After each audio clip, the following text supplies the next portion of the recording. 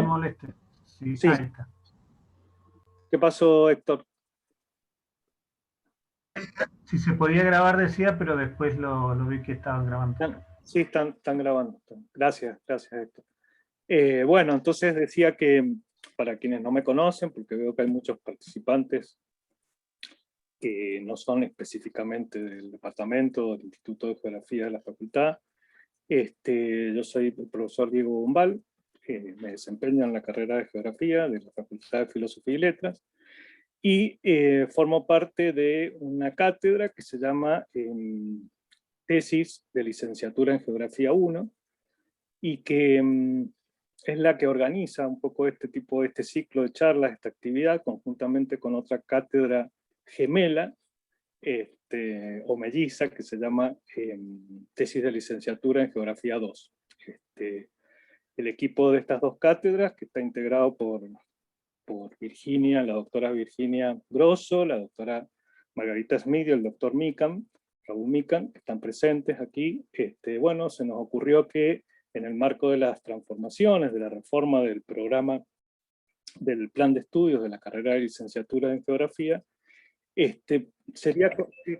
venía, o sea, dentro del contexto de esa reforma, que ha significado cambios de importancia, que no los voy a comentar porque ya un poco lo anunciamos en la charla del viernes pasado, pero muy sintéticamente tiene que ver con el intento de hacer que nuestros estudiantes logren comenzar a elaborar y finalizar su licenciatura en el marco del cursado de la carrera. Algo que, bueno, es bastante conocido, que suele ocurrir que en el formato antiguo los estudiantes terminaban la carrera y después pasaban 1 o 2 años intentando finalizar sus tesis cuando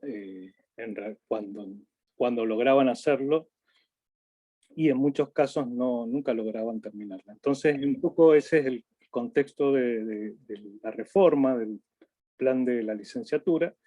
Y bueno, entonces estas dos materias están específicamente orientadas a que nuestros estudiantes elaboren la tesis durante el cursado, 4º y 5º año.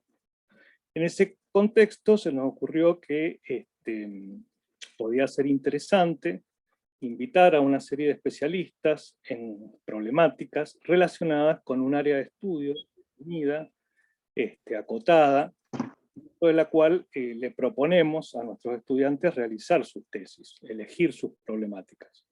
En este caso, en este año, se nos ocurrió, siempre con las flexibilidades del caso, por supuesto, ¿no? Un área de estudio siempre está asociada a la definición de un problema, de un fenómeno, etcétera, etcétera, pero tentativamente y aproximadamente establecimos trabajar sobre los distritos del sur del departamento de Luján, donde, bueno, la profesora doctora Silvia Quiroga el viernes pasado nos dio una panorámica sobre los distintos problemas geográficos desde la mirada más del ordenamiento territorial y de la gestión territorial del municipio de Luján. Hoy vamos a enfocarlo un poco más desde otro punto de vista, y para eso hemos invitado al ingeniero Víctor Burgos, que ya lo va a presentar como corresponde Virginia, y de esta manera vamos a dar lugar a la segunda charla de este ciclo. El viernes que viene va a estar con nosotros la ingeniera del INTA, María Eugenia van der Bosch, para hablarnos de las transformaciones del geosistema, o de los agrosistemas de la zona, mejor dicho. Y el viernes siguiente, el último viernes del mes de mayo, va a estar con nosotros el doctor Raúl Mikan, que nos va a hablar también de el uso y los beneficios prácticos y aplicados de las cartas hidrogeomorfológicas para la prevención y el estudio de las problemáticas aluvionales. De alguna manera se complementa con la charla que hoy nos va a dar el ingeniero Burgos. Bueno, sin más, me quedo ya calladito y la dejo a Virginia para que siga con la presentación. Bueno, buenas tardes. Yo les cuento más o menos la dinámica, cómo nos vamos a manejar. Víctor tiene aproximadamente 30 minutos para exponer, para presentar sus diapositivas, 30 minutos flexibles, así que la idea es que si van surgiendo, si van teniendo preguntas, que las vayan chateando, les sugiero que vayan chateándolas en el chat Zoom, y así luego de que Víctor expone, podemos abrir el paso a las preguntas, al debate. Así que bueno, esa sería la modalidad. A continuación voy a presentar a Víctor. A ver, déjenme un ratito que no puedo ver. Bueno, se me ha tildado acá. A ver. Esperen que no veo. Ahí está. Bueno, Víctor, ¿se escucha? Sí, ¿Sí? Virginia, sí.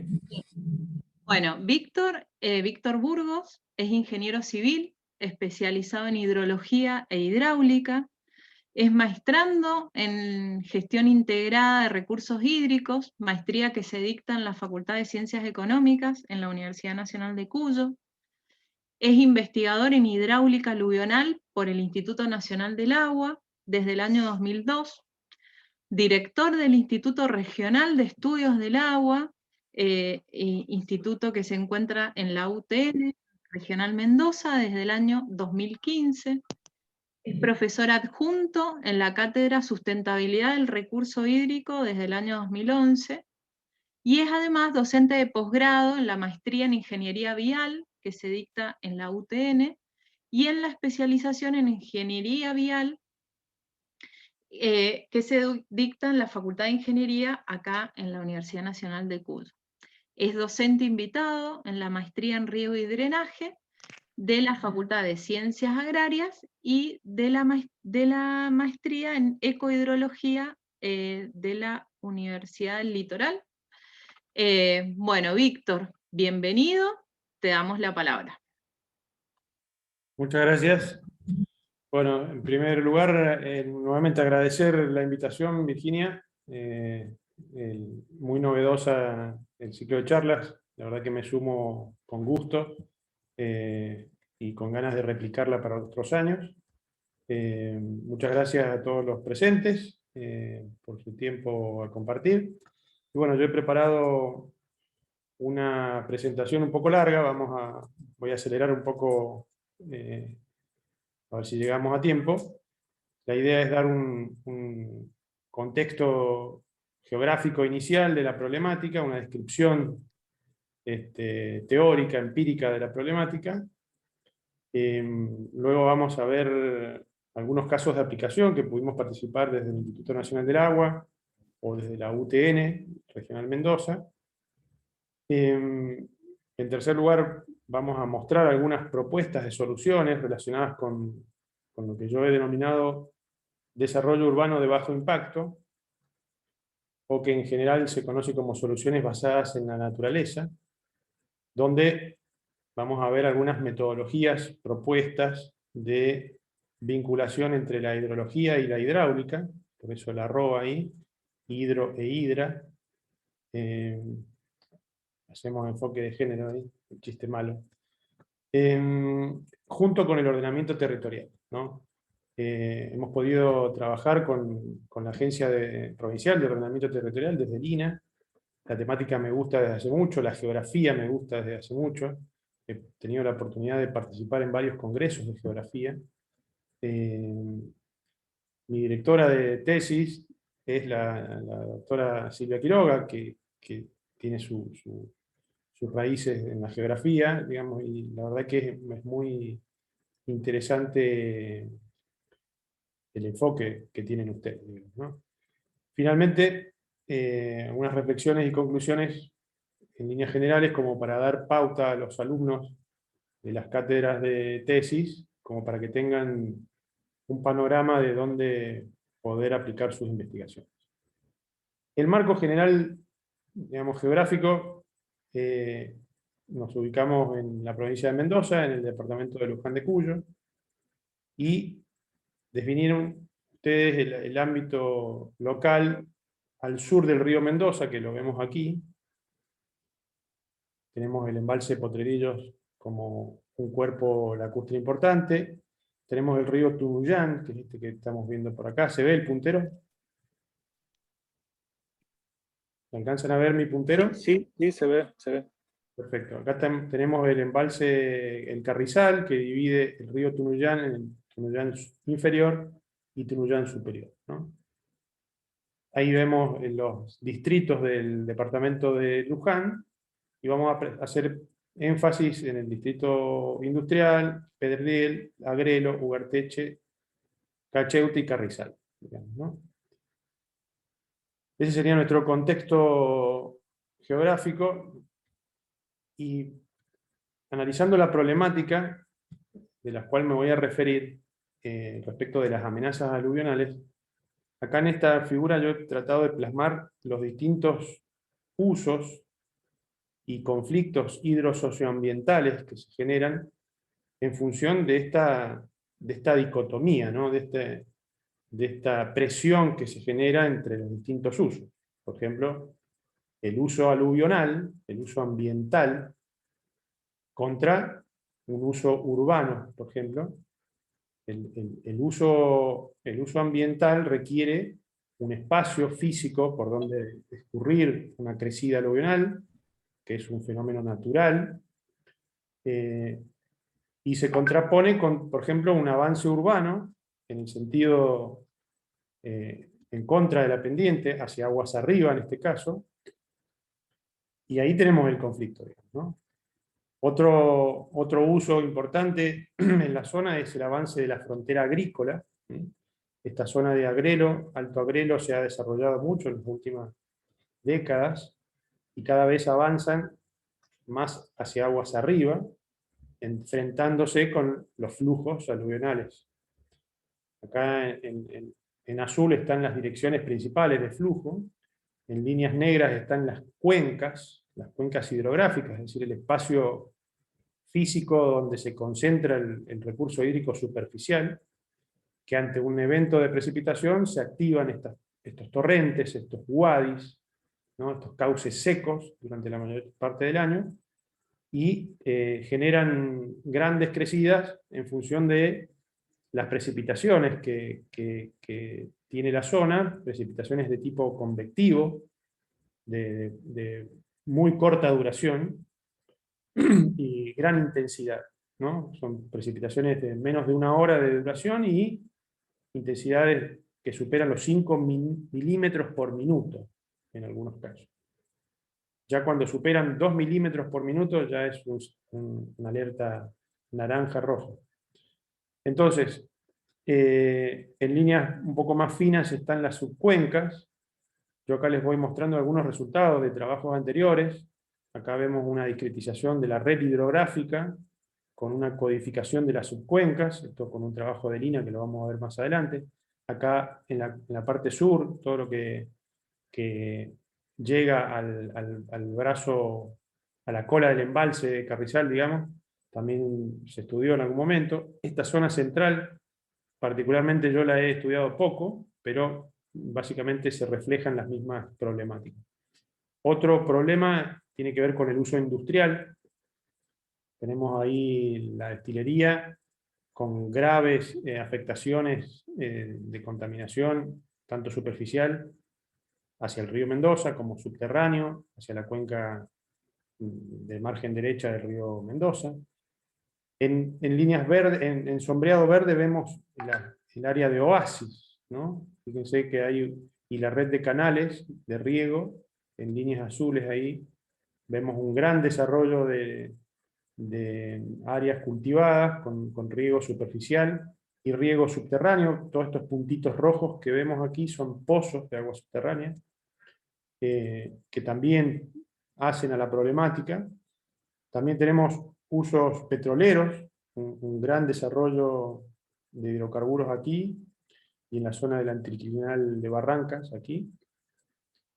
Acá la geomorfología la va a detallar muy bien y mucho mejor que yo el doctor Nicán, pero podemos decir que tenemos un valle cercado por dos flancos con alturas importantes que drenan hacia el centro del valle, ¿no? Acá el anticlinal de Barrancas, una zona de huayquerías, de badlands, de terrenos muy friables, muy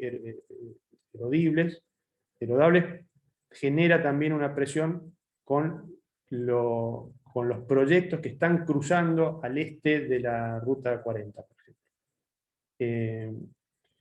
Y tenemos también usos energéticos dentro del distrito minero, del distrito industrial. Tenemos la planta térmica que toma agua del río Mendoza, la utiliza para refrigeración y la devuelve con un gradiente térmico, es decir, generando una pluma de contaminación térmica sobre el río Mendoza, y aguas abajo, metros aguas abajo, se capta la principal toma de agua de riego para todo el oasis norte. Existen proyectos de parques fotovoltaicos solares también, que esos de alguna manera tienen alguna incidencia menor respecto a los drenajes fluviales que pueden llegar a cortar.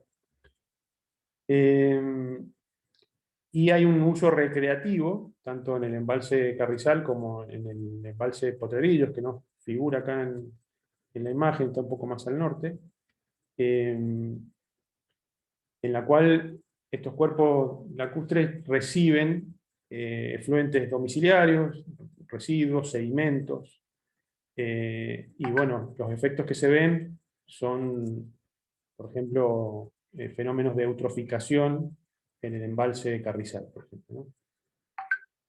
Otra problemática grande que hay, que vamos a ver algunas imágenes, tiene que ver con los fenómenos de erosión a los que están expuestos estos terrenos, y vamos a ver algunos problemas en puentes o en rutas, o en caminos. Y no me puedo olvidar de esta amenaza que son los incendios, naturales o antrópicos, que han afectado la zona. Tenía cartografía para mostrar las proporciones y son superficies muy grandes, y lo incluyo porque el efecto que provoca, el efecto hidrológico que provoca, es comparable con el efecto de la urbanización, ¿no?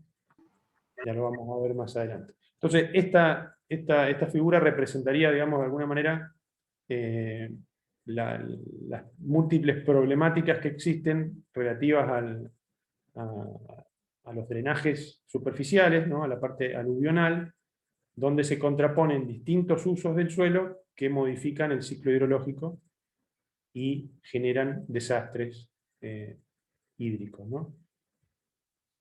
Conceptualmente, la problemática refería solamente al efecto de la urbanización sobre el ciclo hidrológico. Podemos decir que esos cambios de uso del suelo generan caudales mayores, velocidades mayores, mayor carga de contaminación y finalmente crecidas más violentas, más destructivas, ante los mismos efectos de precipitación. Es decir, ante las mismas solicitaciones hidráulicas, ante una misma tormenta, la cuenca responde de forma más agresiva, ¿no? Porque se modificó el ciclo hidrológico local, es decir, la parte de infiltración que antes ocurría ya no ocurre más, los suelos se impermeabilizan y adquieren mayor caudal superficial. Y eso es una cadena, es una espiral de problemas, como está representado aquí, donde provoca que los sistemas, canales o cualquier infraestructura hidráulica existente queden exigidos o colapsados, y se produzcan finalmente inundaciones locales y ribereñas, y en definitiva pérdidas socioeconómicas o de vidas, ¿no? Existen estudios generales que establecen que en Argentina esta problemática de las inundaciones, digamos, llegan a representar el 1% del PBI nacional. Eso es un valor enorme. Si bien estos valores son generales y las inundaciones con mayores pérdidas socioeconómicas se dan en el centro del país, donde el uso agrícola genera mucho mayor PBI. Está pasando que en las provincias del oeste y del norte de Argentina se están evidenciando pérdidas cada vez mayores, ¿no? Pérdidas económicas cada vez mayores y pérdidas de vidas, ¿no? Entonces, tenemos un crecimiento urbano que va avanzando sobre una condición natural, a cotas mayores, con zonas de mayor pendiente. Los drenajes pluviales también tienen su consecuencia, digamos, la cultura de la sequía en una zona pedemontana donde no va a tener riego superficial es innecesario y aumenta el problema. Hay un aumento de la vulnerabilidad, porque generalmente las urbanizaciones marginales son las que están en este anillo, digamos, perimetral, en esta interfase. Y bueno, finalmente decir que el sistema es insostenible si pensamos solucionar de la misma manera que se venía haciendo, ¿no? El cuadro de acá arriba representa muy sintéticamente esto que les acabo de decir, ¿no? El crecimiento urbano genera aumento de caudales, volúmenes, aumentan también la cantidad de volumen de agua, disminuye los tiempos de concentración, llega más rápido, y produce inundaciones, que los sistemas de drenaje queden obsoletos y pérdidas económicas. La solución tradicional parte por el hecho de drenar el agua, hacer canales y que vaya el problema hacia aguas abajo. Grandes obras, infraestructura primaria. Esto se lo denomina un esquema sanitarista, ¿no? Este esquema ya no puede ir más, hace varias décadas que ya está aceptado un nivel más, un enfoque con un peldaño más, que se denomina esquema hidráulico, es decir, tratar de retener, tratar de controlar los volúmenes y los caudales en la fuente. Un nivel más sería controlar la parte de contaminación, ¿no? A través de técnicas de bioremediación, fitorremediación, poder controlar, sobre todo en la parte urbana, los escurrimientos urbanos al atravesar las ciudades se contaminan con muchos polutantes, hidrocarburos, aceites, metales pesados, y bueno, existen técnicas que se están utilizando en el hemisferio norte de incorporar soluciones o biosoluciones en los sistemas de drenaje, ¿no? Nosotros estamos lejos de eso, pero al menos lo que yo intento en este tipo de charlas es difundir la existencia de soluciones no convencionales que tratan de imitar la condición natural, tratando de retener la problemática en el lugar, en la cuenca, en la fuente, ¿no? Entonces existen diferentes soluciones como trincheras de infiltración, desconectar áreas impermeables. En contraposición con las grandes obras puntuales, estas soluciones son pequeñas obras distribuidas en el espacio y tratan de imitar la naturaleza. Entonces se la denomina soluciones basadas en la naturaleza, desarrollo urbano de bajo impacto, en inglés Low Impact Development, en España sistemas urbanos de desarrollo sostenible, en España o México técnicas de gestión de escurrimientos urbanos. Por otro lado, la intención siempre es reducir el riesgo hídrico ante inundaciones, ¿no? Las ciencias sociales siempre han sido pioneras en estudiar esta temática. La construcción social del riesgo es algo que todavía se debe seguir difundiendo, sobre todo en disciplinas como la nuestra, que son más duras, más técnicas.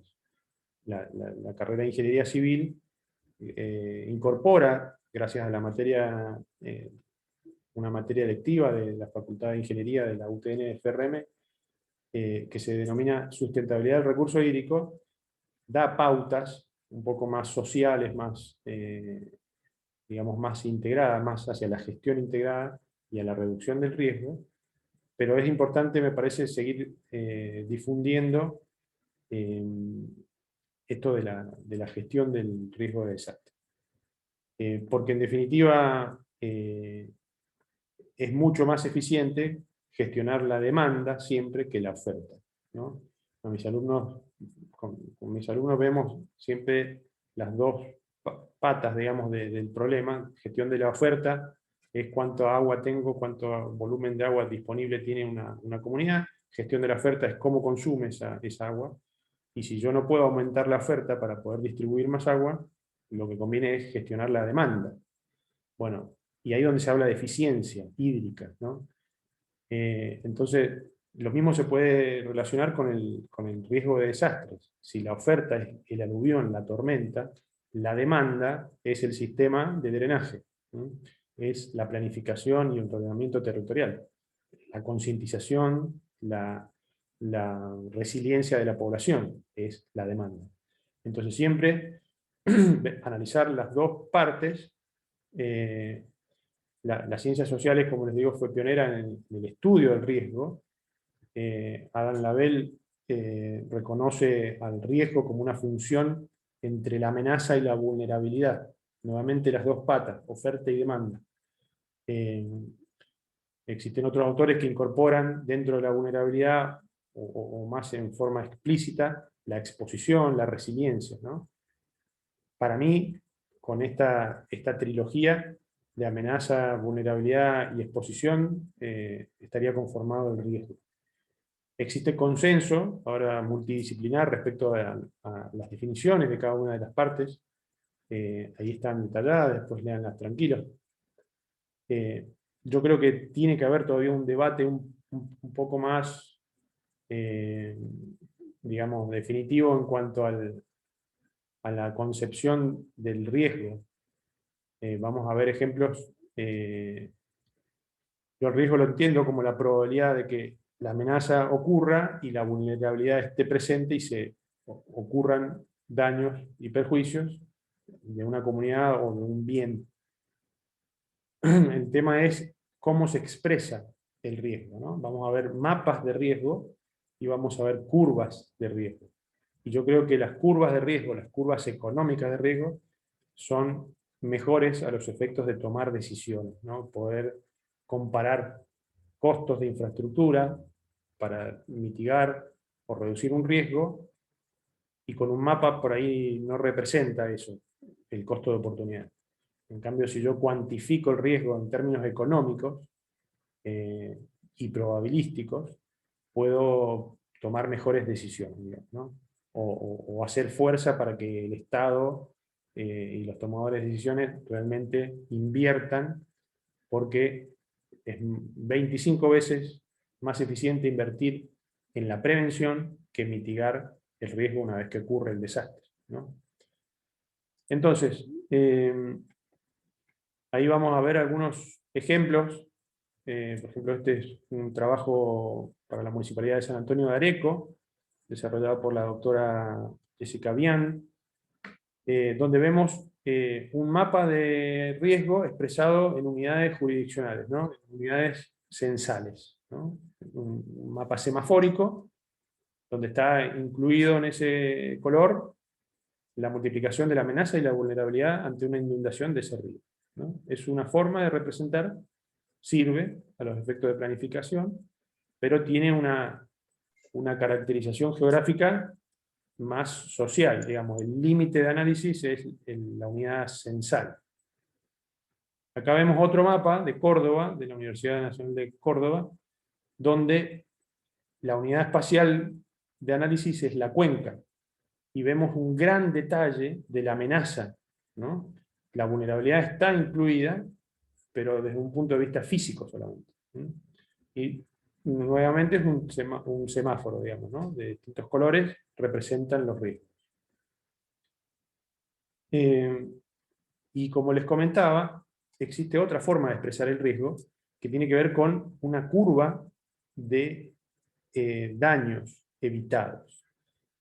Ante una probabilidad determinada, yo voy a tener mientras más chica la probabilidad, más grande el daño que va a producir, ¿no? Más grande el costo estimado de esa amenaza, ¿no? Entonces yo acá tengo expresada la amenaza en forma probabilística, y acá tengo expresado el daño en forma económica.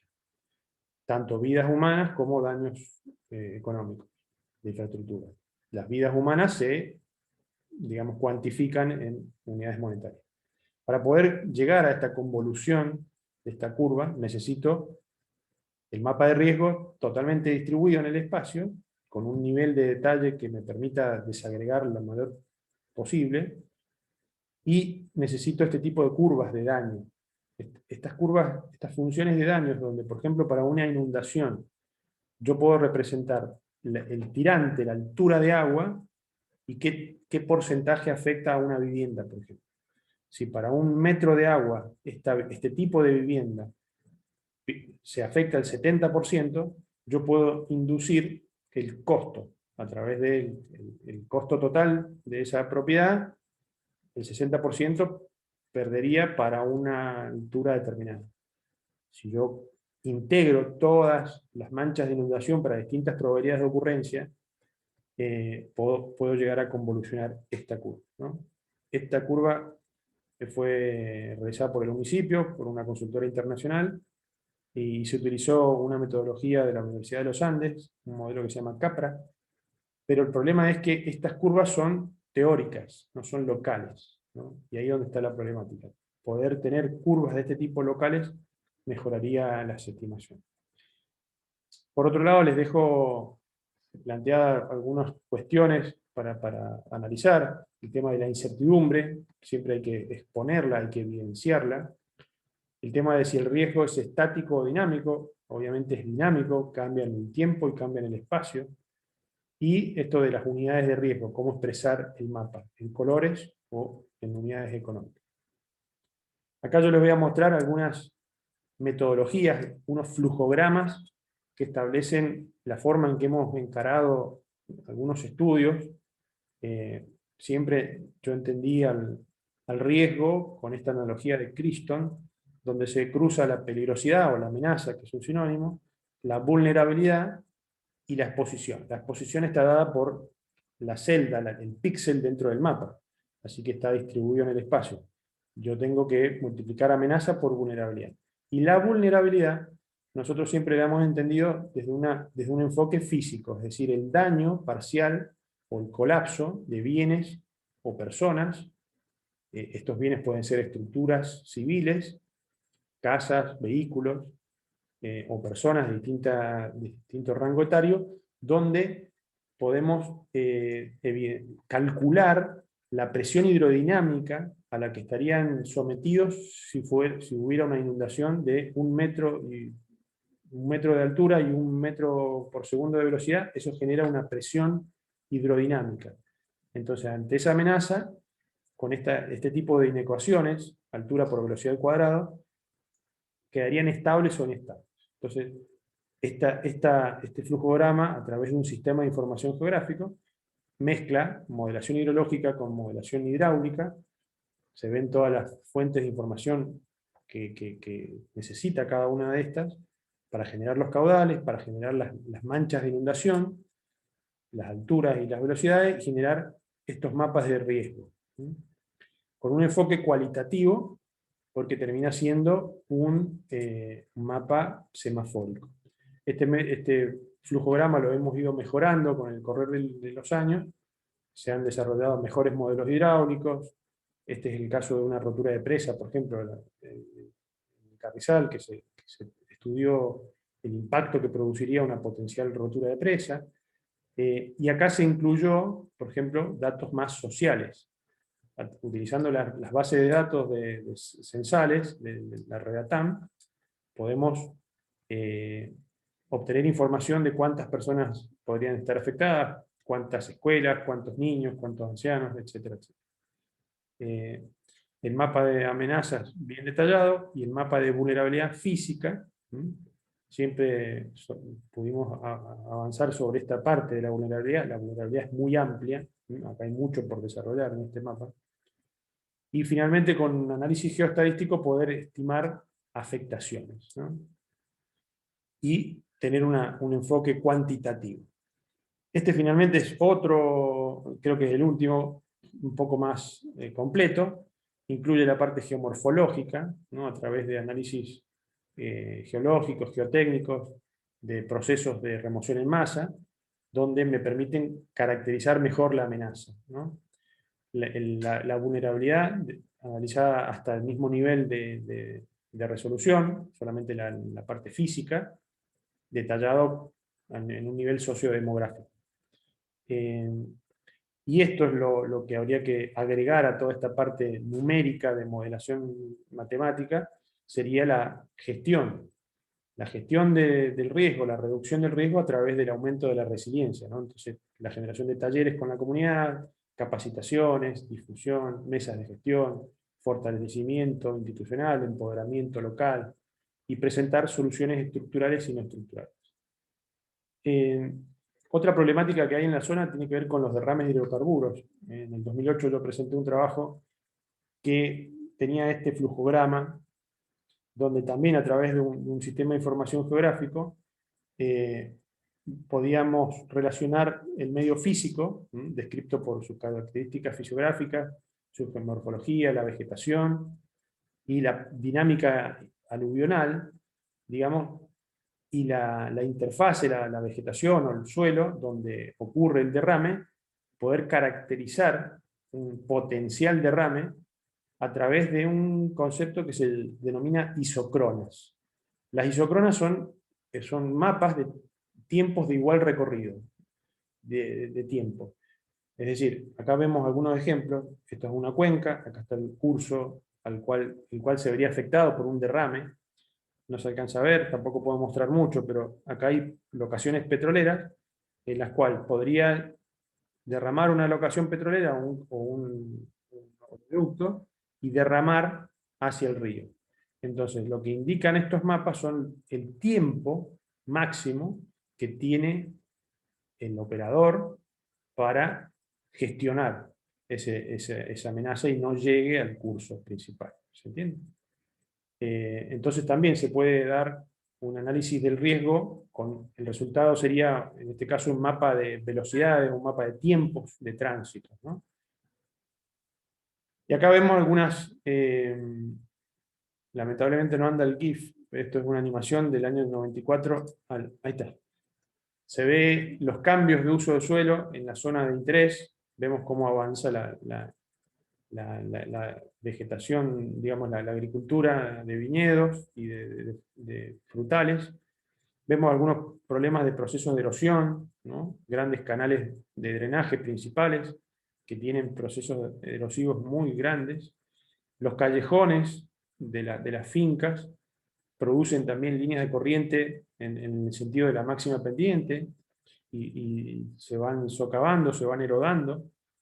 Hemos hecho estudios de infiltración, porque los mismos callejones van perdiendo también potencial de infiltración. No dejar pasar también el tema de los incendios como una amenaza importante.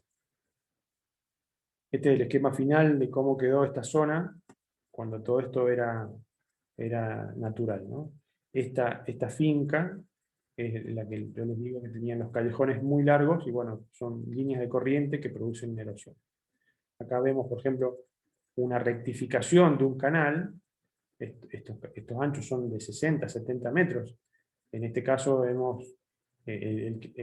cliente le hemos desarrollado canales triangulares, ¿no? Muy abiertos, así muy suaves, para que no se produzcan estas erosiones en las taludes, ¿no? Ejemplos de roturas de puentes. Hemos tenido colapso de puente en febrero de este año, el puente del Arroyo de los Pozos, cuando se habían inaugurado obras días antes, ¿sí? Obras de contención aluvional que no funcionaron. Ejemplos de inundaciones en Pedriel en el año 2018, en el año 2021 en Agrelo, en Ugarteche en el 2020, en el barrio San Expedito. En el año 2020 el puente de los Chañares también colapsó la pila de puentes, no sé si recuerdan. Bueno, severos problemas, ¿no? Desde el Instituto Nacional del Agua hemos podido simular estos procesos matemáticamente y poder evidenciar el impacto que genera el cambio de uso de suelo. Por ejemplo, para acá se ven en líneas rojas las subcuencas, digamos, y en sombreado en amarillo el avance urbano, ¿no?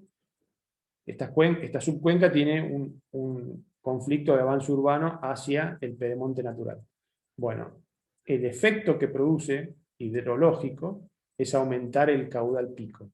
Si el avance urbano no está controlado, no está regulado ni planificado, el aumento puede llegar a ser 7 veces más. El caudal aumentaría 7 veces. En cambio, con nuevas técnicas, con nuevas propuestas de desarrollo urbano de bajo impacto, el impacto se reduce mucho. Igual aumenta, ¿no? Igual lo duplicaría el caudal natural. Pero yo tendría que restringir un poco más para condicionar que el caudal de salida con proyectos sea igual al sin proyecto.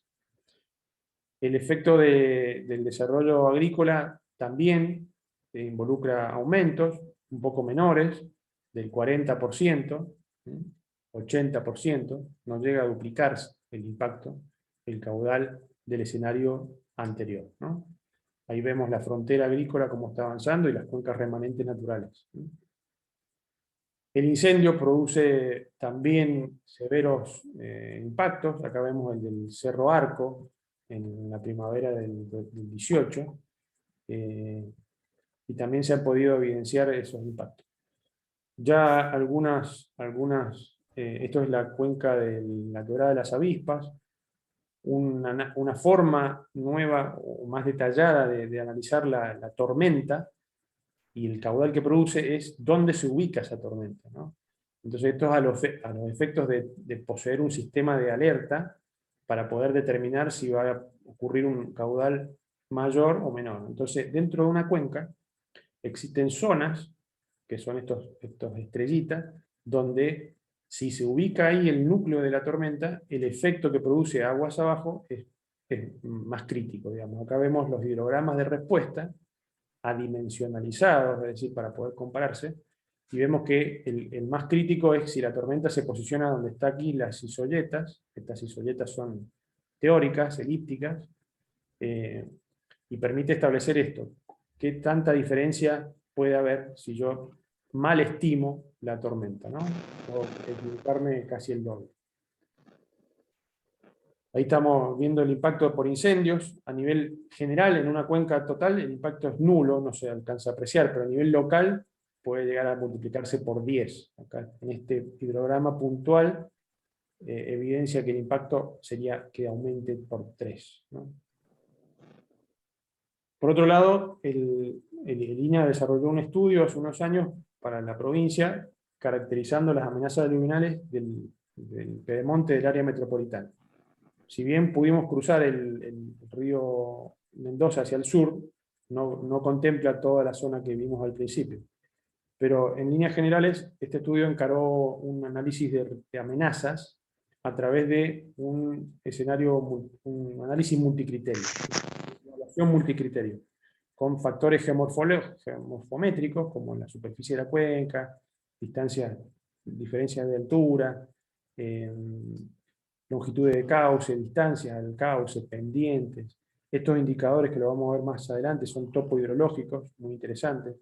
Los tiempos de tránsito, el potencial de infiltración del suelo, un índice de estabilidad de laderas, una estimación de los volúmenes de erosión, de transporte, unas zonas de cargamiento y dos mapas, digamos, más hidráulicos, que tienen que ver con las probabilidades de flujo o procesos de remoción en masa y manchas de inundación, áreas de inundación. Todo esto, cada uno de estos mapas es un nivel, es una capa, que a través de la evaluación multicriterio con métodos de análisis jerárquico, método HP, se pondera cada una de estas y se obtiene un mapa final. Ese mapa final se caracteriza semafóricamente. Hay mucha teledetección. La geografía acá, digamos, y las geotecnologías se aplican mucho. Acá vemos un ejemplo de distintos indicadores y clasificaciones no supervisadas a través de imágenes satelitales de última generación para poder entender el territorio. Estos indicadores topohidrológicos son de muy vieja existencia, de las décadas del 70, cuando recién empezaban las computadoras, y los modelos digitales de elevación, la principal fuente de información. Pero el índice topográfico de humedad, comparado con un índice de vegetación, digamos, dan cosas muy similares, ¿no? Vemos un índice de vegetación comparado con un NDVI y vemos que representan ciertas condiciones similares. Acá vemos un índice topográfico de humedad respecto de un modelo hidráulico. Un modelo hidráulico es de compleja resolución. En cambio, estos indicadores es mucho más sencillo. Y vemos que se asemejan mucho. Este indicador, este es el modelo hidráulico y este es el índice. El índice sale en segundos y el modelo hidráulico tarda días en procesar el modelo y computarlo, digamos. No es inmediato. Acá vemos el índice de potencia de cauce, se denomina SPI, otro indicador topohidrológico, puede determinar zonas de carcavamiento. Muy interesante, ahí les dejo los links de los trabajos presentados. El resultado final del estudio de la amenaza aluvional al oeste del área metropolitana fueron una serie de mapas, como este tipo, semafórico, donde se caracteriza la amenaza aluvional. Y acá vemos este avance urbano, esto es Santa María de los Andes, en Alto Agrelo, y vemos cómo de alguna manera responde, fíjense, acá nosotros pudimos tener intervención en el proceso proyectual de este desarrollo. Y fíjense que respetan los cauces, ¿no? De alguna manera no hay calles rectas en el sentido de la máxima pendiente y hay zonas naturales de preservación que coinciden con las zonas más rojas. En este caso está el vector superficial arriba, el vector hidrográfico arriba, coincide, ¿no? Entonces, una de las primeras pautas es entender la amenaza y cualquier proyecto de desarrollo amoldarse a las restricciones que impone esa amenaza. Como ejemplos de... Voy a acelerar porque estamos en el 3. Como ejemplo del desarrollo urbano de bajo impacto podemos tener bioretenciones, jardines de lluvia, pavimentos permeables. La idea es urbanizar considerando la hidrología.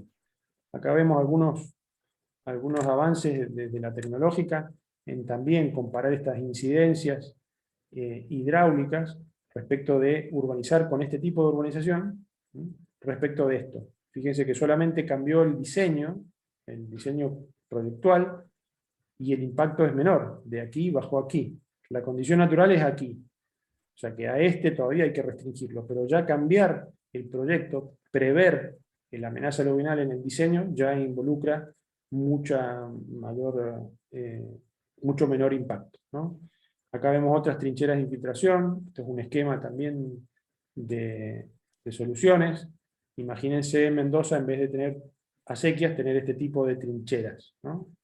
Son soluciones internacionales. Fíjense esta dársena con una boca de tormenta y una zona de vegetación. Retenciones temporales a lo largo de corredores viales, bioretenciones, usos múltiples. Esto en Brasil, una cancha de fútbol que se inunda. Esto acá en Mendoza se ha hecho. Hemos podido utilizar este tipo de cosas y la comunidad lo ha tomado bien. Saben que se va a inundar en algún momento. Otro tipo de soluciones, ¿no? Jardines de lluvia. Y algo más local, esto ya se las mostré, son estas soluciones, ¿no? Si bien son esquemas más técnicos, podemos ver una trinchera de infiltración, cómo recibiría, esto es un corte, está la calzada, el cordón, el forestal, con un riego individual. Fíjense que no hay riego, acá hay un riego presurizado o individual, el vecino tiene que regar. Y recibe esta trinchera de infiltración los drenajes de la lluvia por la calle y la salida de la casa. Un pozo de infiltración con su cámara de sedimentación, una boca de tormenta para poder filtrar y retener los sedimentos. Son soluciones no tradicionales. Esta es otra, las trampas de agua, que diseñó el ingeniero Beach. Esto se los muestro como novedad. Estamos terminando de asesorar al municipio de Luján para poder determinar corredores aluvionales hidrológicos, es decir, restringir el espacio natural que todavía no está urbanizado para poder reducir los impactos, ¿no? Entonces, a través de una modelación hidráulica bidimensional, en este caso estamos viendo un pozo de infiltración, un pozo de retención, cómo funcionaría. Y un corte típico sería respetar una zona natural, ¿no?, con una inundación de 50 años de recurrencia y un espacio para un corredor biológico, un corredor ecológico. Ahí vemos una vista 3D de los resultados hidráulicos. Entonces, para terminar y comentarles que vimos algunas definiciones técnicas, teóricas, les compartí algunos ejemplos de soluciones locales, estudios con uso de geoprocesos, ¿no?, de indicadores topohidrológicos, de teledetección, sistemas de información geográfica, y algunas soluciones en el marco del desarrollo urbano de bajo impacto. Les mostré los resultados de estas principales investigaciones, cuánto impacta estos cambios de uso del suelo. Les comenté el efecto del concepto sanitarista y cómo hay que cambiarlo, hacia dónde hay que migrar. Esto es importante, considerar la cuenca, el sistema, ¿no? Ustedes desde la geografía tienen un concepto más sistémico. Es importante que toda la población entienda que los efectos se dan en toda la cuenca, no solamente en el área de proyecto. Y les comenté lo de los usos de indicadores, geoindicadores, como los topohidrológicos, para evidenciar rápidamente un análisis espacial, integrando o comparándose con modelos hidráulicos, modelos hidrológicos un poco más complejos. Dependen del modelo digital de elevaciones. Esto no lo dije, no lo comenté, pero la fuente principal sería el relieve, ¿no? Detallar bien el relieve actual y del pasado, puedo comparar mejor. El complemento de estas diversas técnicas, a través de evaluaciones multicriterio, me permite delimitar estas zonas y poder tener herramientas para poder planificar. Después les comenté sobre esto de la unidad de los mapas de riesgo, o en qué se deberían expresar el riesgo, y yo me quedo con esta de las curvas de daños potenciales. Si bien es de difícil resolución, yo creo que hay que llegar a esto. Les hablé del concepto de seguridad hídrica. La definición no la puse, pero básicamente es un concepto desde 2007 que las Naciones Unidas acepta esta definición de entregar agua en calidad y cantidad y en tiempo acorde a las necesidades del hombre y del ambiente. Esa es la primera parte. Y la segunda parte habla de aceptando un nivel de riesgo. Y esa parte del concepto de seguridad hídrica no la tenemos en cuenta, y se habla de eficiencia hídrica en época de escasez, pero no se habla de eficiencia de drenaje pluvial o eficiencia ante la inundación. Entonces eso hay que retomarlo también para incorporarlo en la gestión de riesgo de desastres y vinculado al ordenamiento territorial. Les mostré algunas medidas no estructurales o soluciones pequeñas. Les comenté que estas temáticas de gestión de riesgos las incluimos en una asignatura de ingeniería civil. Esto es algo novedoso. Y como futuras líneas de investigación para ustedes sería desarrollar cartografía del medio físico a mejor escala, para obtener mayores precisiones, y utilizando técnicas de teledetección, interferometría, radar. Esto es algo muy novedoso, muy nuevo, utilizando sensores radar del SAOCOM, el último satélite argentino. Estamos avanzando con esto, hay mucho por hacer para poder generar mapas de modelos de superficie a través de radar, los índices topohidrológicos y estudios de edafología y vegetación más local. Esto es importante, entender y evaluar finalmente los servicios ecosistémicos, porque me permitirían integrarlo en una comparación de una inversión. Vincular el ordenamiento territorial y la planificación participativa, o sea, hacer aportes a eso, tendamos a eso, difundir y capacitar a tomadores de decisiones, estudiar mucho más la vulnerabilidad, acá hay mucho también por desarrollar, y para todo se requiere multidisciplina, ¿no? Eso ha sido todo por hoy. Espero que le haya interesado, perdón por pasarme un poco de tiempo.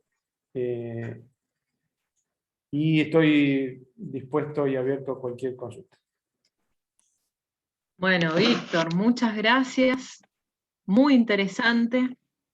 La verdad que has podido plasmar desde problemáticas, metodologías, líneas a investigar a futuro, esto de los cambios de paradigma, muy interesante. Creo que también, si bien vos planteás que quizás estamos un tanto lejanos de esos ejemplos que ponías, que colocabas, creo que está bueno el objetivo de ponerlos en discusión, de visibilizarlos, de hacerlos conocer. Eso me pareció muy interesante.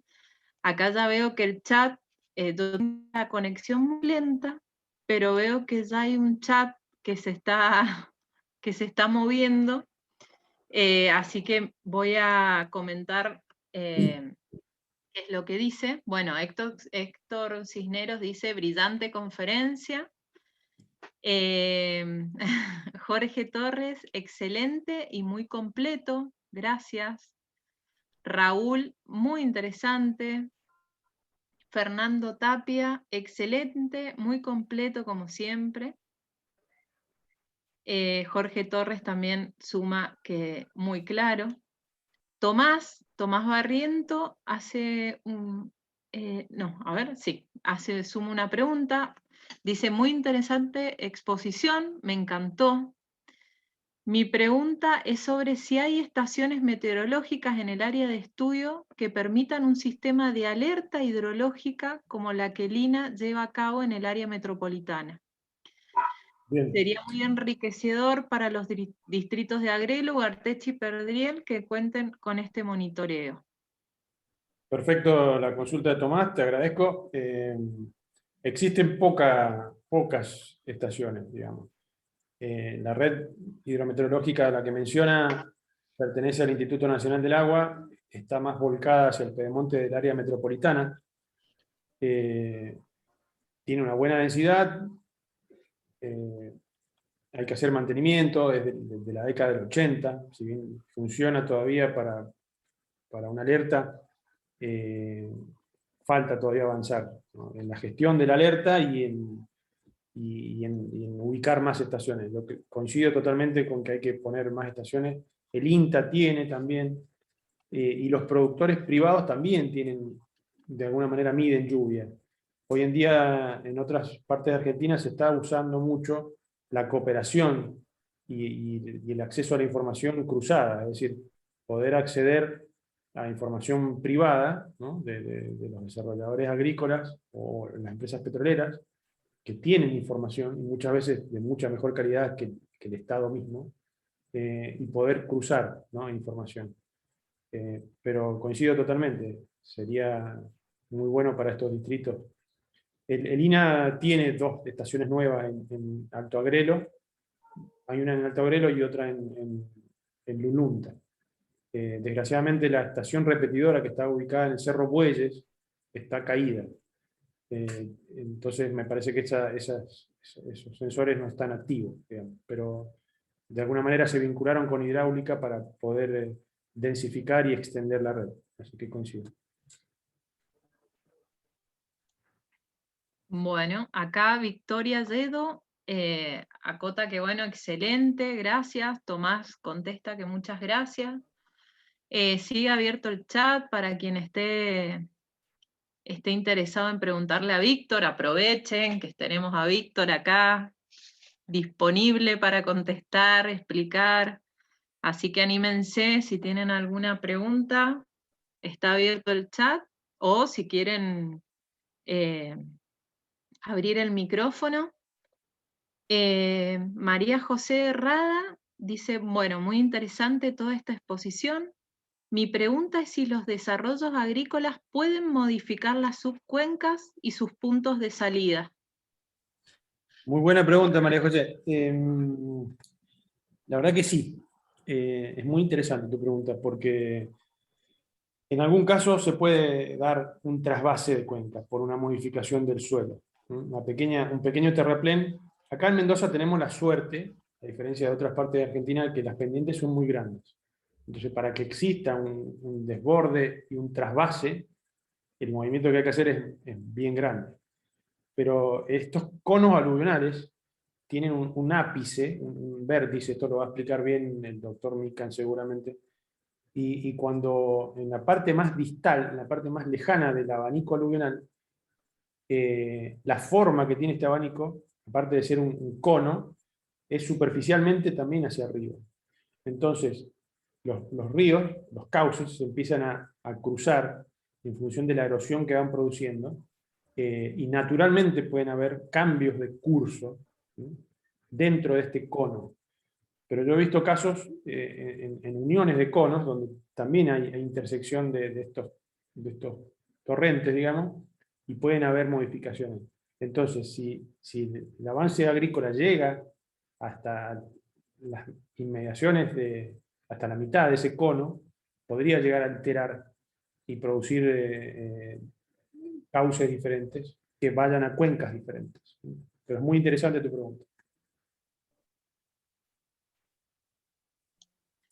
Y Víctor, yo te pregunto, ¿cómo congeniar esto que vos has analizado, esta posibilidad de la modificación de subcuencas? ¿Cómo impacta el uso agrícola y el urbano en el aumento de caudal, en el aumento de velocidad, en el peligro? ¿Cómo congeniar estas amenazas con la gestión, ¿no? Porque la tendencia es que esta frontera va a seguir expandiéndose. Claramente pareciera, no sé la voz de los productores, pero la amenaza aluvional no sería un obstáculo, con lo cual, vos, ¿cómo ves este vínculo entre ordenamiento del territorio y la amenaza aluvional?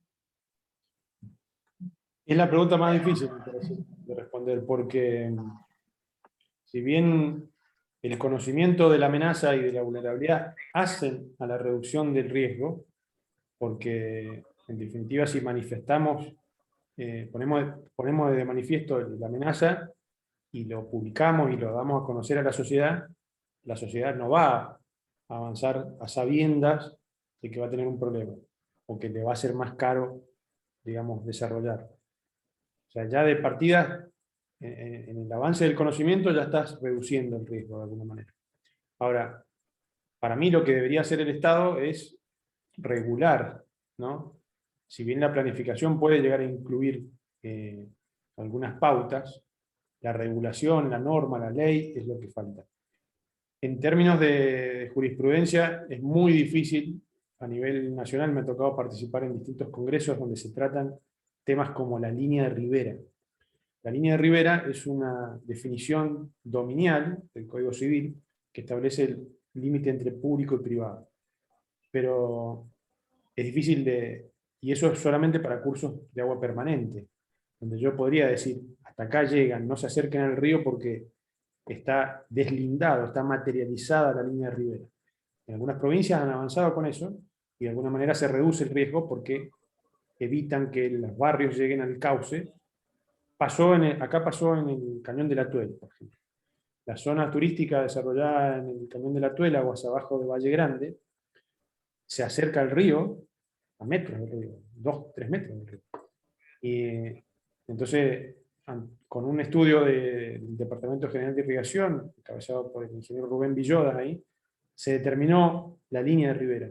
Y se dijo, el Estado dijo, hasta acá es cauce, no lo pueden avanzar. Esa es una forma.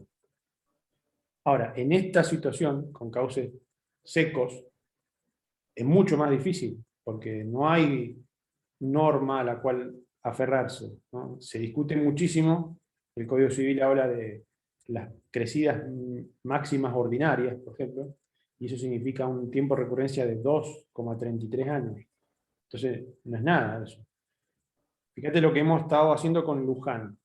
Luján ha sacado una ordenanza nueva para el distrito vertiente de Pedemonte para poder planificar su desarrollo, concibiendo este esquema de la amenaza como principal restricción. Entonces los corredores aluvionales y biológicos se van a tener que manifestar, digamos, con un deslinde, con una coordenada, con un mapa, para decir, esta zona no se puede usar. No pueden restringir el dominio, pero sí pueden restringir el uso, ¿no? Y fíjate que se ha acordado hasta 50 años, ¿no? Entre 25 y 50 años, un ancho que puede llegar a tener 60, 100 metros de ancho, ¿no? Imagínate restringir eso. Tiene que haber esa restricción previa al desarrollo urbano, a eso voy, pero es un proceso, es bien difícil. Víctor, voy a copar otra vez, te voy a preguntar. Entonces, ¿ves posible esa ordenanza que se sancionó este año, posible de aplicar en esta zona del Piedemonte, al sur del río Mendoza? ¿Sería una herramienta? Mira, yo el miércoles que viene tengo reunión con el intendente y probablemente se hable de eso, a replicar lo que se hizo en el distrito vertiente de Piedemonte hacia los otros departamentos, los otros distritos. Lo mismo pasa con los otros departamentos, digamos, la Agencia Provincial de Ordenamiento, si bien ya tiene una herramienta que es el mapa de amenazas, falta la otra parte, que es la vulnerabilidad, pero ya tiene marcada la cancha de alguna manera, ¿no? Fíjate que la estrategia provincial es reservar, hacer una reserva natural. Hay dos propuestas de leyes, una tiene que ver con las pautas en general, que esa me parece bien, pautas de edilicias, de tipo código de edificación, de cómo urbanizar una zona pedemontana, esa es aplicable, pero la otra es restrictiva totalmente, es decir, no se permite ningún tipo de uso, se define un área reserva natural. Bueno, tiene su connotación política, tiene su problemática de expropiación, porque hay que expropiar, es una superficie gigante la que están proponiendo, hay voces en contra y voces a favor. La propuesta del municipio de Luján tiene que ver con más permisividad del avance urbano, de pensar un desarrollo en el Piedemonte, ¿sí? Controlado, y esta pauta de restringir el cauce, lo primero que había que hacer era decir dónde está el cauce. Nadie establecía cuándo es cauce y cuándo no es cauce. Yo en el trabajo que estoy presentando ahora en el municipio, define justamente eso. A partir de cuándo considero que es cauce, cuál se puede sacar, cuál no se puede sacar, cuál no se puede tocar, y la restricción del corredor aluvial biológico va por ahí. Ahora, ojalá que se llegue a buen puerto y se desarrolle el Piedemonte respetando la naturaleza. Y lo mismo ocurra con el sur del río Mendoza. Gracias, Víctor. Bueno, mira, acá te cuento que López, calculo que es Carlos, dice, siendo un tema tan importante, ¿por qué no se lo gestiona de forma correcta desde las instituciones competentes? Y como sociedad estamos tan ausentes. Bueno, no sé Sí, si... bueno, es la pregunta también. La sociedad tiene que participar. Le agradezco, Carlos, la pregunta. La comunidad tiene que conocer la problemática, porque gestionarla implica difundir la amenaza y difundir los problemas de vulnerabilidad que tenemos. Y así vamos a aumentar la resiliencia de esa comunidad. Las instituciones, para llegar a una gobernanza, es decir, una situación utópica donde todas las instituciones estén relacionadas, articuladas, tanto vertical como horizontalmente, porque acá hay intereses nacionales, provinciales y municipales chocados entre sí, y hay horizontalmente instituciones como irrigación, hidráulica, los mismos municipios, los operadores de agua, que se cruzan, digamos, esas competencias y se solapan, y al no haber una buena articulación, al no haber gobernanza, y bueno, ocurren las cosas que ocurren, que no exista comunicación entre la presa Potrerillos y el operador de agua, y larguen agua por descargador de fondo, y venga agua con sedimentos, y yo abra la canilla de mi casa y tenga agua con sedimentos, porque no hubo una articulación para cortar las compuertas y no potabilizar el agua con sedimentos. Cosas pasan por esa desarticulación. Es decir, tenemos que buscar esa articulación, desde el punto que nos toque, digamos. desde simples ciudadanos, exigiendo esa articulación, y si somos funcionarios públicos, bueno, actuar en concordancia con las otras instituciones. Yo creo que se va dando a poco. Yo siempre tengo una mirada poco positiva, a veces algo ingenua, pero me parece que hay articulación. Pero bueno, son situaciones complejas de resolver, la parte de vulnerabilidad y la parte de la amenaza, ¿no? Un tema difícil. Gracias, Víctor. Jorge Torres dice, desde la gobernanza municipal, ¿cuál es el grado de importancia que se le da y en qué se está manifestando concretamente, más allá de los discursos? Ah, ahí lo está contestando, gracias. Claro, La mía también, Carlos López también la contestó. Alfredo Cueto, excelente presentación, Víctor, como siempre impecable. Una pregunta respecto al Piedemonte, dado que ya se tiene el estudio de la amenaza aluvional, ¿se tiene pensado estudiar la vulnerabilidad? Y así poder obtener el riesgo, los daños potenciales. Gracias. bien, Bueno, gracias, Johnny. Buenísima la pregunta. No está. Y no sé si la Agencia de Ordenamiento Territorial tiene previsto estudiar la vulnerabilidad. El Unicipio, que es un organismo híbrido, muy interesante, a mi entender, que vincula varios municipios y está entre el nivel provincial y el nivel municipal, por eso digo que es un híbrido. Ha conseguido fondos internacionales y han hecho estudios. Parte de lo que yo les mostré, esa curva de daños, la hicieron a través del Unicipio. Ahí se estudió la vulnerabilidad, inclusive la vulnerabilidad sísmica, caracterizando las estructuras, ¿no? Para mí entender le falta un poco más, es un puntapié inicial. Con el mapa de amenazas que hicimos aluvionales, nosotros desde el INA no hemos avanzado en la vulnerabilidad porque me parece que quedamos cortos en eso, porque requiere muchas más instituciones que participen, me parece. Es más complejo, a mi entender, digamos, quizá desde una óptica social me digan que es más difícil la amenaza. Para nosotros es más fácil la amenaza. Y yo la vulnerabilidad me cuesta saber, me apagaron la luz, me cuesta saber cómo encararla, cómo estudiarla, pero falta eso. Es así. bueno, acá Tomás Barrientos pregunta, ¿se trabaja con la Dirección de Agricultura y Contingencias Climáticas mediante el monitoreo del origen y desplazamiento de las tormentas a través de las imágenes de radar? ¿O con el Servicio Meteorológico Nacional mediante el sistema de alerta temprana que ellos emiten? Bien, Tomás, buenísima la pregunta. Yo hace mucho que no estoy vinculado a la red hidrometeorológica que tiene INA, pero en su momento participé activamente de los monitoreos, y en ese tiempo se articulaba en comunicación VHF con UHF, con Defensa Civil, con Radar San Martín, la DAC, la Dirección de Contingencias, Irrigación, Bomberos y nosotros, el INA. Entre esas instituciones se pasaban información. Básicamente Radar San Martín nos decía el núcleo de tormenta está en tantos grados, tanto azimut, tantos kilómetros, y se está desplazando con tal vector, etcétera, etcétera. Y nosotros medíamos la lluvia. Y ahí informamos a Defensa Civil, que es el que articula todas las instituciones, y comandaba con irrigación, por ejemplo, para operar las compuertas de Chipoleti, por ejemplo, para cerrar las compuertas y que el sistema principal de drenaje pluvial, que es el Cacique Guaymallén, estuviera seco, digamos, con posibilidad de recibir drenaje. Hasta ahí el sistema funciona. Para llegar a un sistema de alerta como tal, se deberían emitir alertas, ¿no?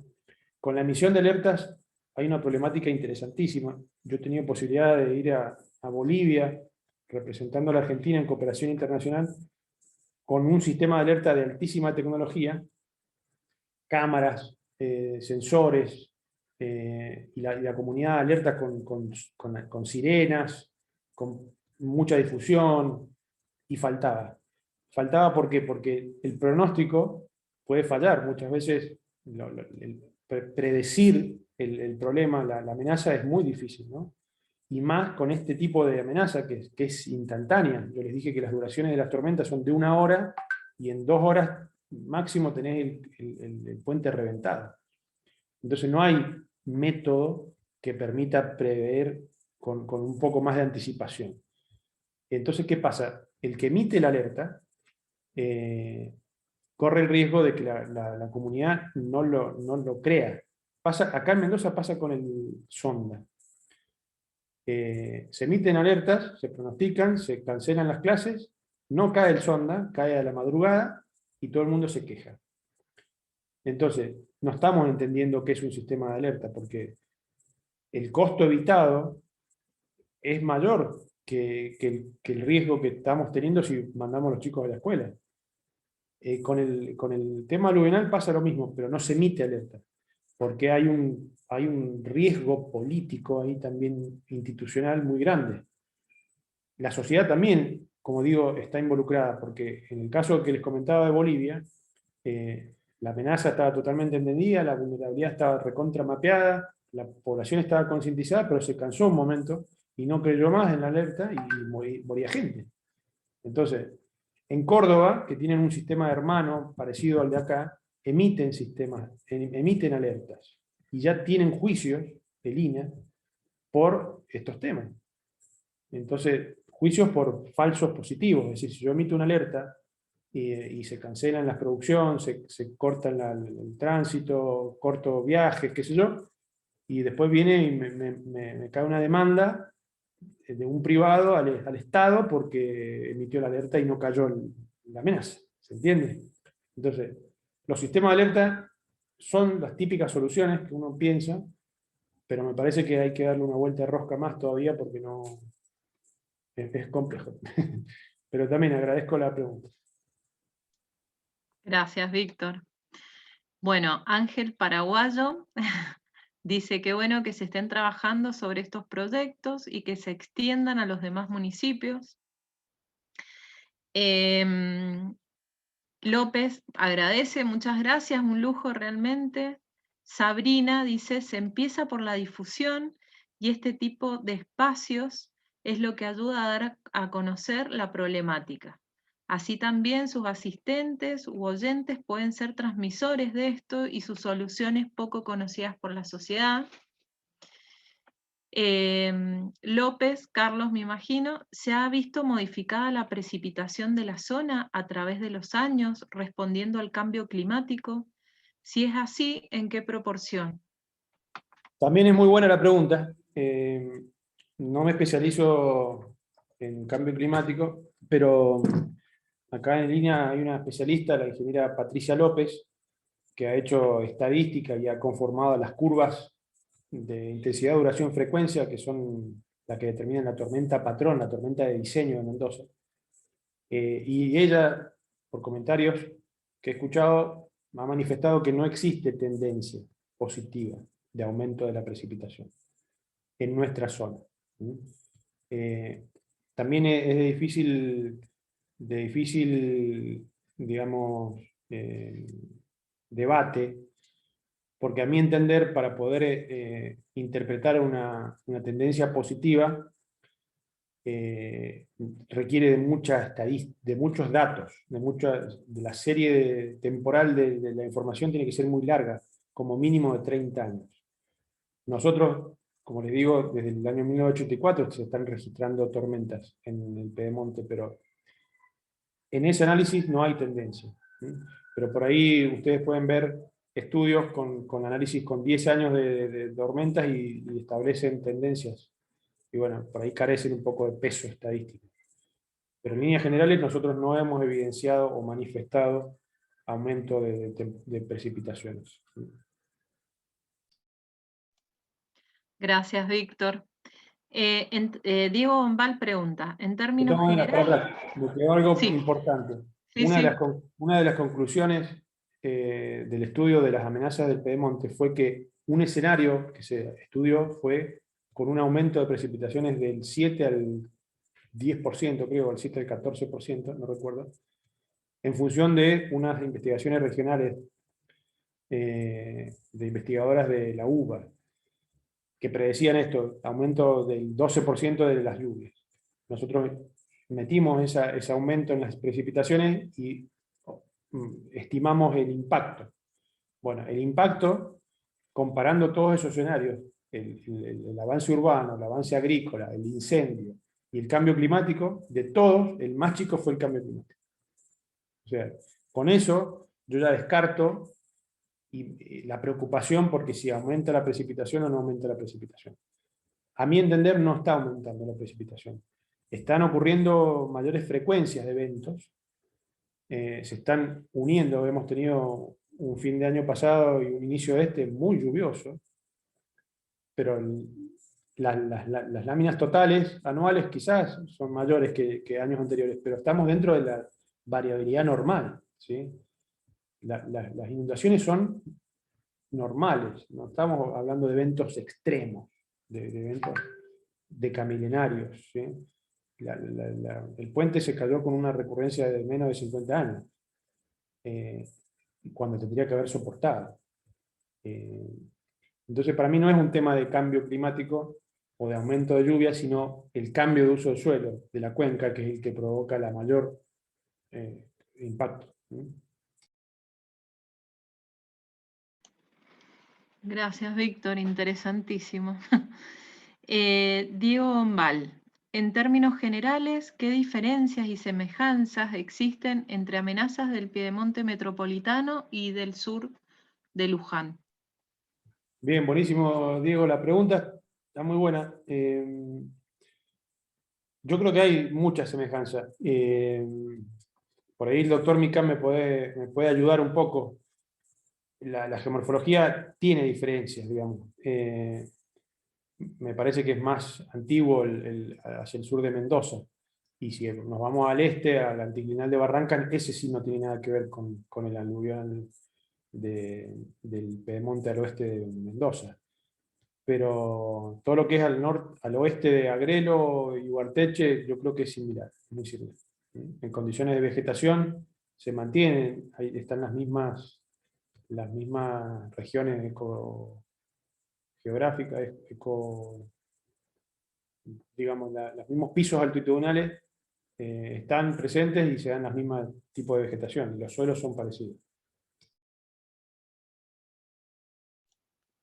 Gracias, Víctor. Bueno, te cuento que está muy activo el chat, buenísimo, están participando bastante. Valeria Zingaretti, muy interesante su presentación. Quisiera saber cuáles son los indicadores principales para la definición de los corredores aluvionales y ecológicos, y qué dimensión tienen, qué buffer.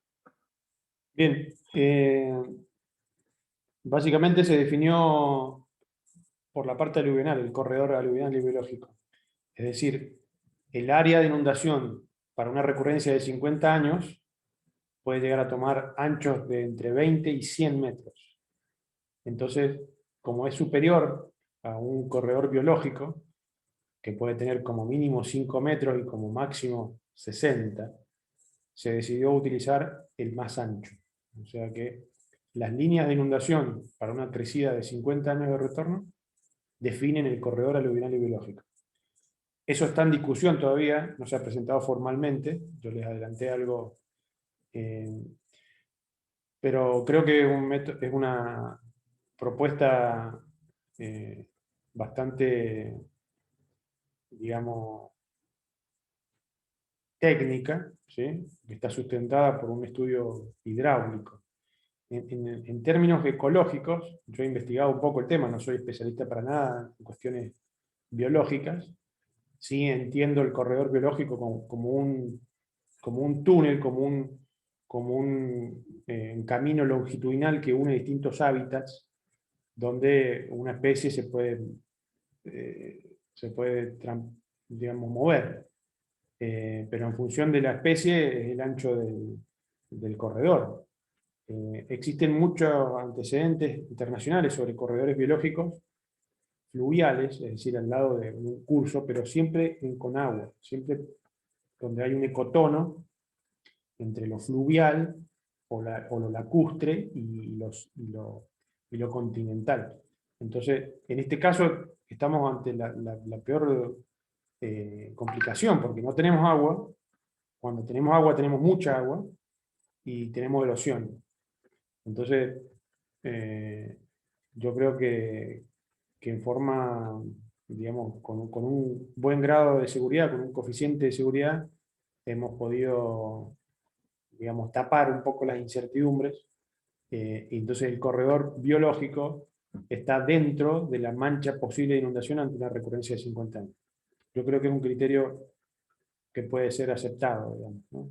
Pero todavía, como les digo, no está oficialmente lanzado, está a discusión, se va a poner a discusión de la dirección de hidráulica, sobre todo el sustento hidráulico, y después los ambientalistas también podrán tener opinión para ver si entran o no las especies para que transiten por ahí. Pero bueno, es un tema novedoso, no hay antecedentes, me parece que en Argentina, de esto. Gracias, Víctor. Gabriel Greco pregunta, buenas tardes, Víctor, respecto al estudio de la relación lluvia-caudal que se utiliza en un sistema de modelación hidrológica y en conjunto con análisis sedimentológico.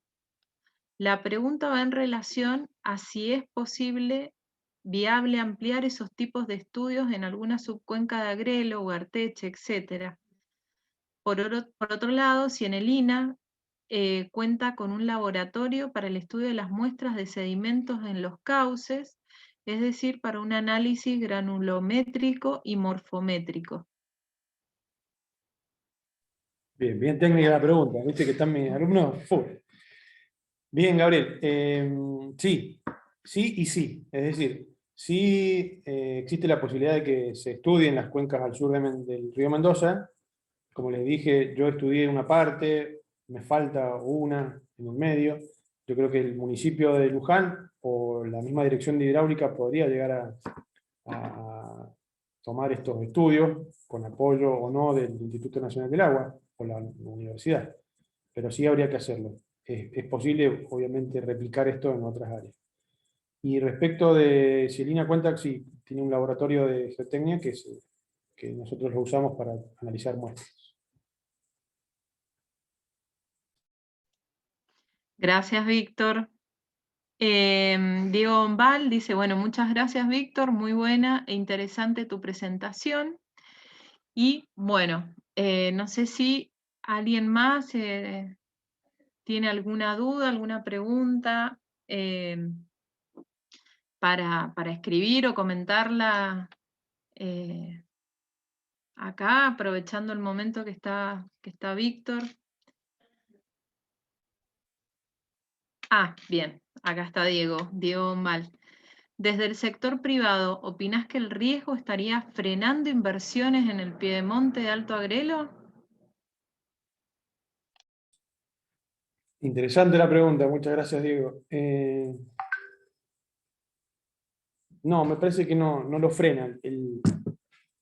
La amenaza aluvional no frena el desarrollo. Me ha tocado participar en forma privada en desarrollos al sur de Mendoza, y es un costo que lo tienen incluido, el hecho de mitigar. El problema es el concepto de cómo resuelven la problemática, es decir, drenan hacia aguas abajo. No incorporan las externalidades negativas, es decir, lo que hay que pregonar es internalizar la externalidad negativa en los proyectos, es decir, que el costo lo pague el desarrollador. En eso hay que hacer hincapié, que hay que restringir que cualquier desarrollo que se haga tenga el mismo caudal hacia aguas abajo que lo que tenía antes. Si uno certifica eso, la obra la tiene que pagar el que desarrolla. Digamos, la retención, la infiltración, tiene que comportarse de la misma manera que estaba antes. Con esa sola restricción yo creo que está resuelto el problema. Pero no se frena la inversión por la amenaza. Sí se frena la inversión por la carencia de agua subterránea. Ahí sí, ese sí marca un sí o un no al desarrollo privado. Pero en términos de aluvionales me ha tocado participar ahí en Alto Agrelo con varios desarrollos y no, acuden a las instituciones públicas o a nivel personal para que uno trate con esas amenazas, digamos, a través de obras. Pero es difícil que incorporen esta condición de restricción, digamos, ¿no? En eso hay que trabajar.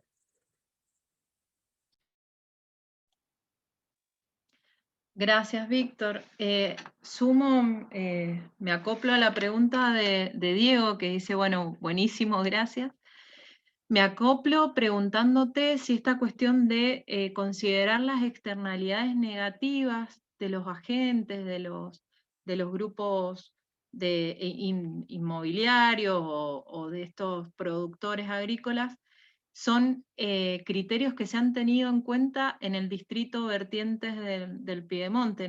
¿Sí? Sí, está incluido en la ordenanza. La ordenanza 13893 del 21 de febrero incorpora estos conceptos. Y también está incorporado en la propuesta de ley de pautas de urbanización en Piedemonte. Es decir, yo le he denominado condición de sustentabilidad hidrológica. Y quiere decir eso, que cualquier proyecto que se haga, industrial, urbano, agrícola, tiene que funcionar, digamos, no alterando el ciclo hidrológico. Es decir, que el caudal de salida de ese proyecto ante una misma tormenta sea el mismo que en la situación previa. Entonces, eso se denomina impacto cero. Es decir, el agua que va a bajar hacia el barrio que está abajo, hacia la obra que está abajo, va a ser el mismo que estaba antes. Si yo como inversor, logro eso, estoy siendo sustentable. Ese es el concepto. Pero la ordenanza lo está incluyendo, ¿no? Esta restricción. Bueno, ahí tenemos muchas ganas de leerla porque está tan nueva que no hemos podido leerla, pero por lo que estás planteando, claro, pauta estos cambios de paradigma que comentás, porque sí o sí el productor o el agente inmobiliario va a tener que incorporar estas DUBI, no me acuerdo bien la terminología, estas Sí, estrategias de retención. desarrollo urbano de bajo impacto. Bien, así Sí. que bueno, muy, muy novedoso. Bueno, hasta ahora no hay nuevas preguntas ni comentarios. No sé si quieren sumar Ingeniero, ahora. Bien. le quería hacer una consulta. Si había algún plan como de, por ejemplo, reforestación para mitigar la problemática esta, ya sea con pasturas o arbustos o árboles de media altura. Bien, gracias Fede por la pregunta, también es muy interesante. Mira, yo tenía el concepto de que la forestación de cuencas o de cauces era la panacea y era la solución. Investigando un poco más, hace poquito participé de unos seminarios de unos especialistas en geomorfología e hidráulica, no recuerdo el apellido, pero es una eminencia internacional, y él mostraba las evidencias, digamos, de reforestar. En el hemisferio norte, digamos, con varios cientos de años de desarrollo que nosotros, hay muchas ciudades que están renaturalizándose. Es decir, en un principio canalizaron cauces, la ciudad se fue pegada al cauce, después le dieron más ancho a los cauces para permitir las crecidas, y hoy en día están renaturalizando, es decir, están volviendo a la condición original. Y eso implica no forestar, no mover. Entonces lo que decía este especialista es dejarlo naturalmente, que la restauración sea pasiva. Trabajando con especialistas del CRISIT, del CCT, cuando estuvimos estudiando los incendios del Cerro Arco, a mí me habían encargado justamente evidenciar, estimar los impactos hidráulicos, es decir, cómo se comporta la cuenca o el faldeo de ese cerro quemado ante una lluvia. Bueno, obviamente aumenta el caudal. Sirvió para poner en evidencia eso. Y las soluciones a las que ellos arriban, digamos, cómo volver a la condición natural de un cerro quemado, a mí me sorprendió no ver énfasis en proponer revegetarlo. artificialmente. Yo me imaginaba hidromulching, que es una técnica de arrojar sustratos envueltos con un geotextil, con semillas, desde un avión, y yo me imaginaba que iban a hidromulchear todo el cerro con bombas de semillas y que eso iba a reforestarse artificialmente como una solución buena. Y ellos me decían que no, que las técnicas pasivas son la mejor respuesta de la naturaleza. Entonces, es dejar a la natura que se recupere. Y ellos me explicaban por qué no, ¿no? Tienen una respuesta biológica, digamos, de decir, si pones algo que no está acorde a las condiciones, va a ser, digamos, perjudicial para las comunidades nativas. Entonces me parece que hoy en día yo no estoy pensando en un pedemonte reforestado. El ingeniero Beach, por otro lado, también del CCT, del IADISA, en algún momento estudiaron el tema de restauración de cuencas a través de reforestaciones. Estas trampas de agua que Beach propone generan puntos de humedad, digamos, estas retenciones temporales funcionan muy bien para tormentas pequeñas y van reteniendo humedad y la misma cuenca reacciona ante esa humedad y van creciendo. He tenido la posibilidad de sobrevolar la zona de Pedemontana hace poco, y estas últimas lluvias de los últimos 6 meses ha puesto muy verde el Pedemonte. Me llamó muchísimo la atención, pero un verde bien frondoso, digamos, ¿no? Que por ahí es difícil de ver. Caminándolo te das cuenta de que hay más vegetación, pero viéndolo de una altura en vuelo te sorprende mucho más. Así que yo creo que no le hace falta reforestación.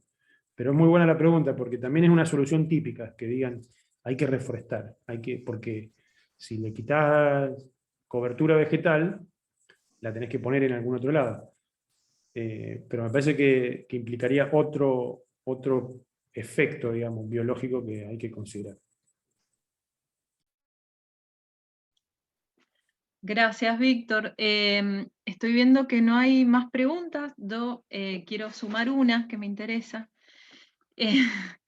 En el caso que vos estás hablando de este cambio de paradigma, ¿no? Y cómo hay una ordenanza muy nueva que intenta regular y ordenar un poco este distrito nuevo de vertientes del Piedemonte, y apunta que tanto el productor o el agente inmobiliario haga sus propias mini infraestructuras para poder impactar lo menos posible en el ambiente.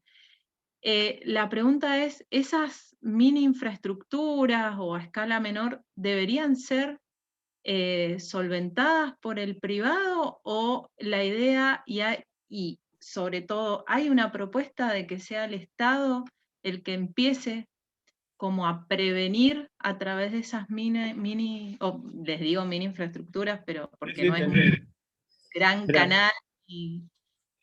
También está muy bien la pregunta.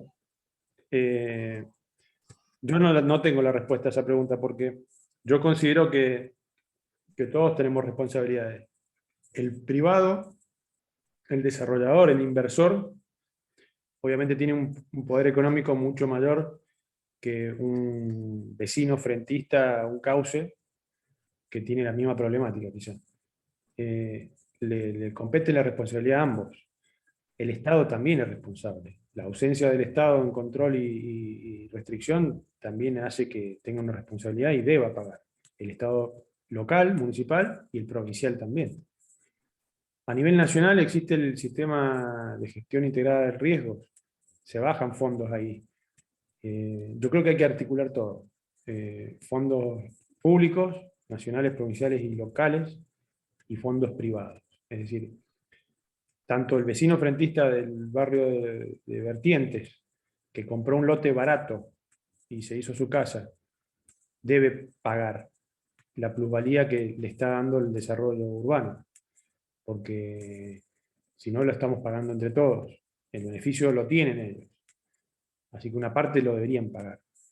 Y a medida que las obras se van encareciendo en costo, y debe participar el Estado en alguna forma para que financie.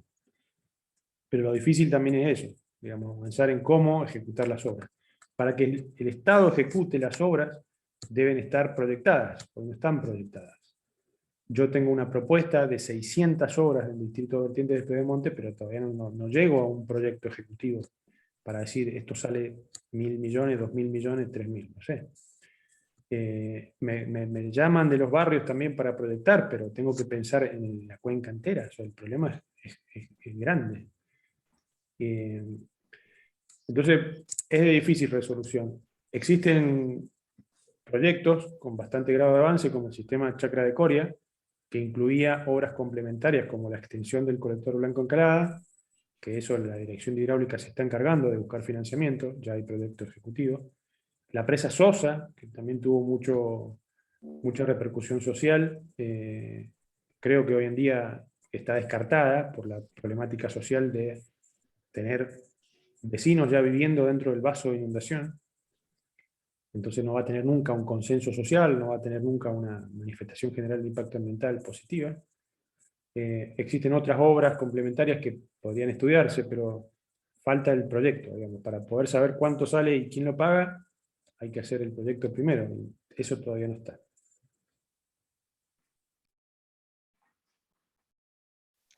Gracias, Víctor. Bueno, y para ya ir cerrando, porque sabemos que tenés clase aparte, ahora dictás clase, Jorge Torres dice, ¿hay estudios del impacto de los senderistas y otras actividades deportivas y recreativas sobre el piedemonte, dado que se ha ido incrementando y más aún en pandemia? Sí, gracias Jorge. Es buena la pregunta, pero no. Yo no he tenido oportunidad de estudiar el impacto de ese uso, ni tampoco de los caminos del ganado, no recuerdo cómo se llama ahora. El camino que hacen los chivos, las ovejas, las vacas en un terreno inculto también impacta. En este caso se podría llegar a asimilar. Yo creo que el que más daño hace es el Fortrack, la moto.